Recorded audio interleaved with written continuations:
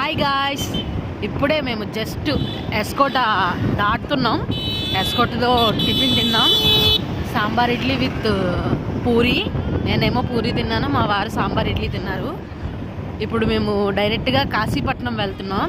కాశీపట్నం దగ్గర అదే అనంత వెంకటేశ్వర స్వామి గుడి ఉంది కదా, వైకుంఠ వెంకటేశ్వర స్వామి గుడి ఉంది కదా, దానికి వెళ్దాం అనుకుంటున్నాం. దానికన్నా ముందు కొన్ని గుళ్ళు ఉన్నాయంట, మా వారు చెప్పారు. ఏంటి అనేది నెక్స్ట్ వీడియోలో చూద్దురు. ఈ వీడియో ఇది మ్యాటరు.